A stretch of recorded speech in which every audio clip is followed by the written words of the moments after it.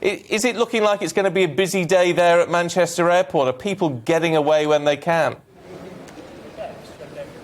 Yeah, good morning both, and happy Sunshine Saturday. That is today, by the way. This is meant to be one of the busiest days for booking holidays compared to any other day of the year. And let me tell you, I can hear people rolling their suitcases into check-in to get their flights to depart today. You can hear the overhead Tannoy announcement there. Still reminding people to wear face coverings inside the airport here in Manchester. So the pandemic and the Omicron variant still on people's minds, but those travel rules then, they have changed. You mentioned it there in your introduction. Boris Johnson on Wednesday announced some changes where you no longer have to do a test 2 days before your arrival into England from any country outside of the UK. You will have to get a PCR test though when you arrive, but you won't have to self-isolate.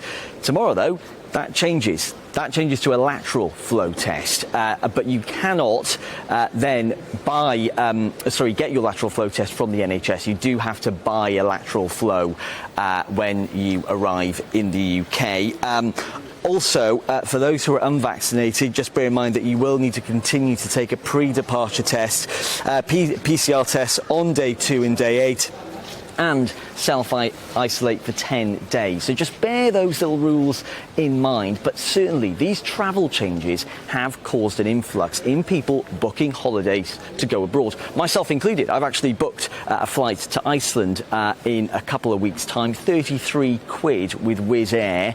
Granted, when I get to Iceland, I'm probably going to realise it's actually quite expensive here and I've made a mistake. But I'm looking forward to that nevertheless. EasyJet have said that actually their flights have increased by 200% compared to last week. So already bookings are coming in. Jet2 have said that their flight demand has actually gone back to pre-COVID levels. So amazing things to hear and see there about how airlines are actually making a comeback from the pandemic. I'm going to be chatting to a travel agent, Richard Slater, a little bit later this morning to find out how travel agents are coping, your physical travel agent shops going in and booking, and actually, quite crucially, where you can find those bargains, like the 33 quid flight that I found just a few days ago. So yes, certainly people are starting to come in to Terminal 2 here at Manchester Airport. Lots of excited faces as people head in to the departure lounge, ready to board their flights. Yeah, it is interesting though, Bradley, isn't it? Because it's not just... Previously, we've talked about whether it is just people adhering to the rules or whether actually people have this real concern still about flying. It would seem, if you look at those figures from the travel agents and from the airlines, that actually, once the rules allow it, people are just desperate to get on a plane, whether it's to Iceland or somewhere a little bit warmer.